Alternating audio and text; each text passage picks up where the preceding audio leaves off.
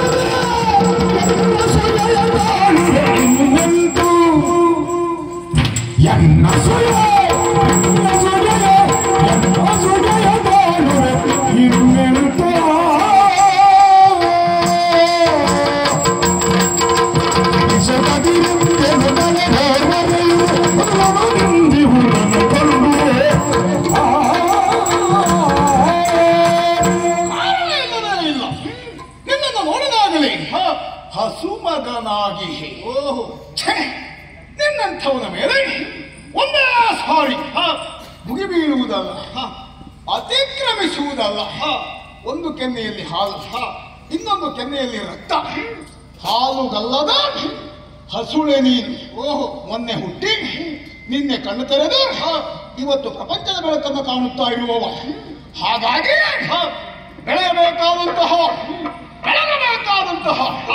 ಭವಿಷ್ಯದ ಕುಡಿ ಯಾರು ಎನ್ನುವುದನ್ನು ತಿಳಿಯಬೇಕು. ಕುತೂಹಲಕ್ಕಾಗಿ ಕೇಳಿದೆ. ಎಲ್ಲಿಯಾದರೂ ನಾನು ಮುಷ್ಟಿ ಬಿಗಿದು ಬಿಟ್ಟೆ ಅಂತಾದ್ರೆ ಬಿಟ್ಟು ಎನ್ನೊಸಗೆಯ ತಾಳುವೆ ಇನ್ನೆಂತು. ವಿಸುಕದಿರು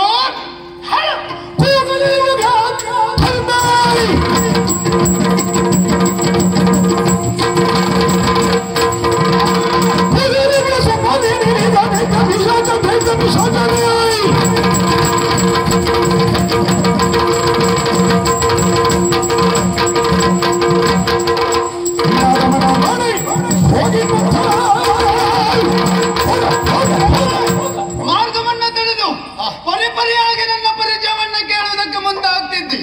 ಯಾವ ಕಾರಣಕ್ಕೂ ನನ್ನ ಪರಿಚಯವನ್ನ ಹೇಳಲಾರೆ. ಅತ್ತ ಸರ್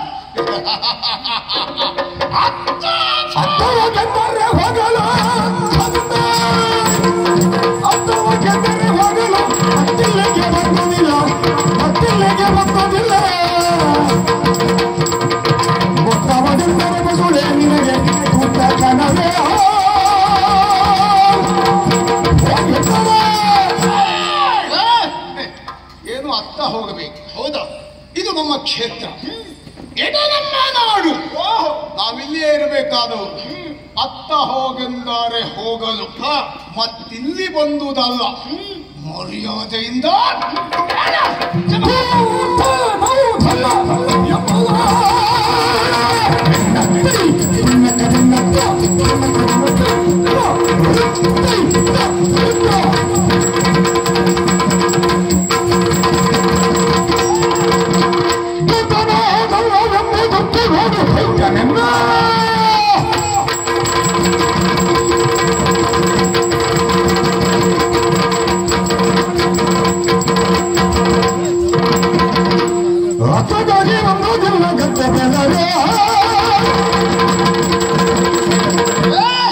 ಮಾರ್ಗವನ್ನ ತಡೆದದ್ದು ಯಾಕೆಂದು ಹಾಗೆ ಅರ್ಥ ಮಾಡಿಕೊಂಡು ನಾನಿದ್ದೇನೆ. ಯಾಕೆ ಹೇಳ್ಬೇಕಾ? ಬರುವಾಗ ನಾನು ಧರಿಸಿಕೊಂಡದ್ದು ಬಂದದ್ದೆಲ್ಲವೂ ಕೂಡ ಬಂಗಾರವೇ. ಹೌದಾ? ಹೇಗುಂಟ?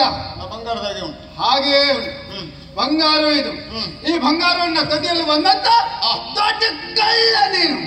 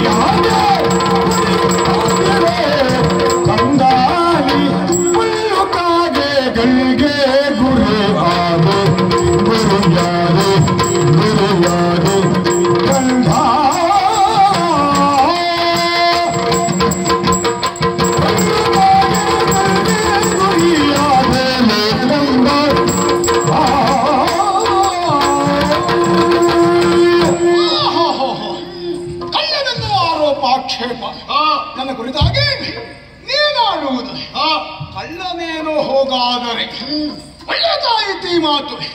ನಿನ್ನ ಬುದ್ಧಿಯ ಸಾಮರ್ಥ್ಯ, ನಿನ್ನ ವಯಸ್ಸು, ನಿನ್ನ ಅನುಭವ ಇದಕ್ಕಿಂತಲೂ ಹೆಚ್ಚಿಗೆ ಹೇಳುವುದಕ್ಕೆ ಸಾಧ್ಯವೇ ಇಲ್ಲ. ಹಾಗಾಗಿ ಎಲ್ಲಿಯೋ ಅಜ್ಜನ ಕಥೆ, ಅಜ್ಜಿ ಹೇಳಿದ ಕಥೆ ಕೇಳಿರಬೇಕು. ಕಾಡಿನಲ್ಲಿ ಕಳ್ಳರಿರ್ತಾರೆ, ಅವರು ಧರಿಸಿದ ಆಭರಣವನ್ನ ಕಳ್ಳತನ ಮಾಡ್ತಾರೆ. ಹೇಗೆಲ್ಲ ಕೇಳಿ ಈಗ ನನ್ನನ್ನು ನೋಡಿ ಕಳ್ಳ ಎನ್ನುವುದಾಗಿ ಆಕ್ಷೇಪಿಸ್ತಾ ಇದ್ದೀಯ ಅಂತ ಅನಿವಾರ್ಯತೆಯ ಬದುಕು ನನ್ನದಲ್ಲವೇ ಅಲ್ಲ.